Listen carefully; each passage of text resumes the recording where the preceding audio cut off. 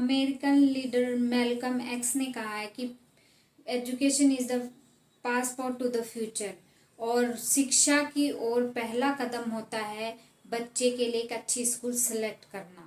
तो hello parents, मैं हूं ममता और मेरे चैनल ब्रेनी बडीज में आपका बहुत स्वागत है।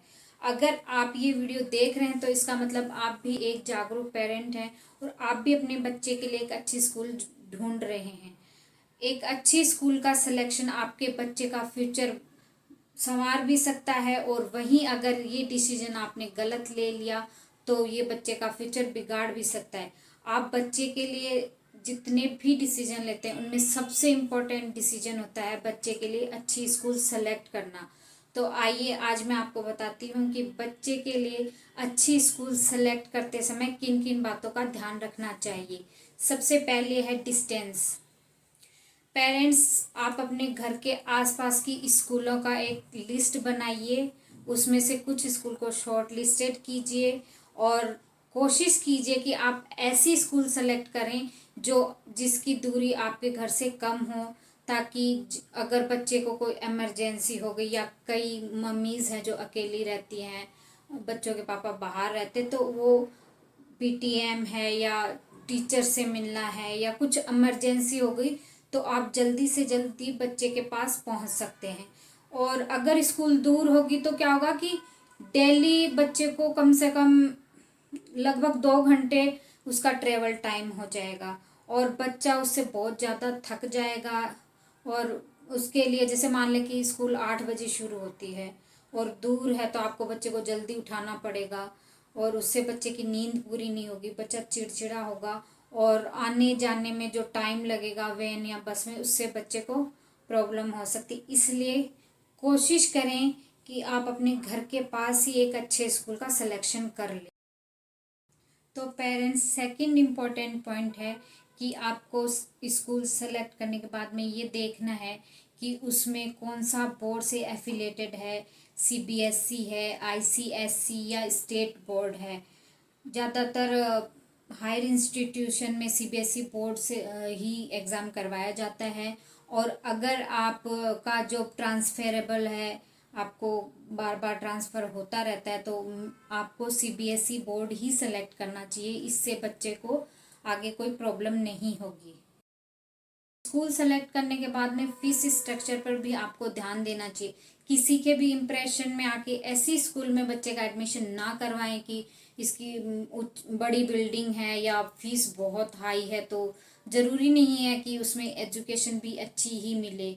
बहुत सी ऐसी स्कूलें हैं जो अफोर्डेबल फीस पे बहुत अच्छी एजुकेशन प्रोवाइड करती हैं, जैसे केंद्रीय विद्यालय और नवोदय विद्यालय। और बहुत सारे पेरेंट्स यही चाहते हैं कि जब बच्चे का हम नर्सरी में एडमिशन करवा रहे हैं तो बच्चा 12th एक ही स्कूल से करे, क्योंकि अगर बार बार स्कूल चेंज करते हैं तो बार बार रजिस्ट्रेशन फीस लगती है और पेरेंट्स और बच्चे दोनों को परेशानी होती है। इसीलिए ऐसी स्कूल, जब भी आप स्कूल में नर्सरी में बच्चे का एडमिशन करवा रहे हैं तो उसकी फ़ीस स्ट्रक्चर देख लीजिए कि नर्सरी में उसकी फ़ीस कितनी है और 12th तक जाते जाते उसकी फ़ीस कितनी इंक्रीज़ हो जाएगी, ताकि आपको बाद में कोई परेशानी ना हो। और फीस देने से पहले आप वहाँ के मैनेजमेंट से डिस्काउंट के बारे में भी बात कर सकते हैं, जैसे सिबलिंग डिस्काउंट, और सारे पूरे साल की फ़ीस एक साथ जमा कराने पे भी डिस्काउंट दिया जाता है। पेरेंट्स, स्कूल सेलेक्ट करते समय नेक्स्ट बात जो आपको ध्यान रखनी है वो है टीचर और स्टूडेंट रेशियो। ये प्राइमरी सेक्शंस के लिए 1:15 to 20 और हायर सेक्शन के लिए 1:30 से 35 होता है। और इससे ज़्यादा रेशियो अगर होगा तो आपके बच्चे को टीचर से क्वेश्चन पूछने के लिए, कुछ डिस्कस करने में, उसके लिए उसको कम टाइम मिलेगा। पेरेंट्स, नेक्स्ट पॉइंट है स्कूल की इंफ्रास्ट्रक्चर।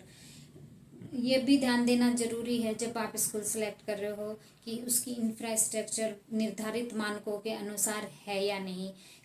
उसमें क्लासरूम वेल वेंटिलेटेड होने चाहिए, क्लीन टॉयलेट, पीने का साफ पानी, और बच्चे के लिए बेसिक सुविधाएं, अच्छा प्लेग्राउंड, वो सब है कि नहीं। क्योंकि पेरेंट्स ये 1 साल के लिए नहीं, आप बच्चे के लिए 12 साल के लिए डिसीजन ले रहे हो, तो ये सब देखना भी बहुत ज़रूरी है। पेरेंट्स नेक्स्ट पॉइंट बहुत इम्पोर्टेंट है और हर पेरेंट्स का ये कंसर्न है कि स्कूल में हमारा बच्चा सेफ रहे, तो वहाँ के सेफ्टी मेजर्स देखने भी बहुत ज़रूरी हैं। आप ये देखिए कि स्कूल में सीसीटीवी कैमरास हो, गेट पे सिक्योरिटी गार्ड हो, इमरजेंसी एग्जिट हो, और फायर के लिए क्या इक्विपमेंट्स हैं, और अगर बच्चे को कोई मेडिकल इमरजेंसी हो जाए तो स्कूल उसको किस तरह से हैंडल करेगा। पेरेंट्स नेक्स्ट पॉइंट है फैसिलिटीज़। आप स्कूल की फैसिलिटीज़ भी देखिए कि वहाँ पे modern science lab, computer lab, library, playground और बेसिक फैसिलिटीज़ हैं या नहीं। न्यू एजुकेशन पॉलिसी के अनुसार हर स्कूल में प्लेग्राउंड होना चाहिए और वैरायटी ऑफ गेम्स बच्चे के लिए अवेलेबल होनी चाहिए, ताकि बच्चे को स्पोर्ट्स में भी आगे बढ़ने का मौका मिल सके। पेरेंट्स नेक्स्ट पॉइंट है ट्रैक रिकॉर्ड ऑफ स्कूल। आप एडमिशन कराने से पहले स्कूल का ट्रैक रिकॉर्ड देख लीजिए कि वो एकेडमिक में कितने बच्चे सक्सेसफुल रहे हैं।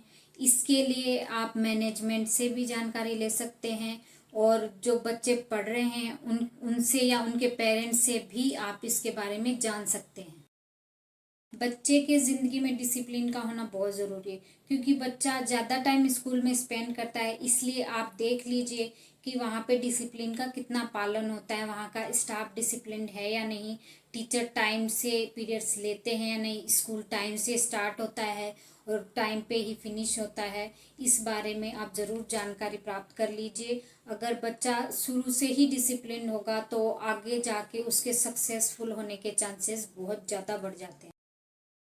पेरेंट्स नेक्स्ट पॉइंट है एक्स्ट्रा करिकुलर एक्टिविटीज़। इसके बारे में भी आप स्कूल में पता कर लीजिए कि स्कूल में ये सब एक्टिविटीज़ करवाई जाती है नहीं, जैसे कल्चरल प्रोग्राम है, थिएटर प्रोग्राम है, olympiad, drawing competition, swimming competition, इस तरह की एक्टिविटीज़ भी करवाई जानी चाहिए ताकि बच्चे का ओवरऑल डेवलपमेंट हो सके। तो पेरेंट्स ये थे कुछ पॉइंट्स जो आपके बच्चे की स्कूल सेलेक्ट करने में आपकी हेल्प करेंगे। इसी तरह के और एजुकेशनल वीडियो देखने के लिए मेरे चैनल ब्रेनी बडीज़ को लाइक, शेयर और सब्सक्राइब ज़रूर कीजिए। Thanks for watching.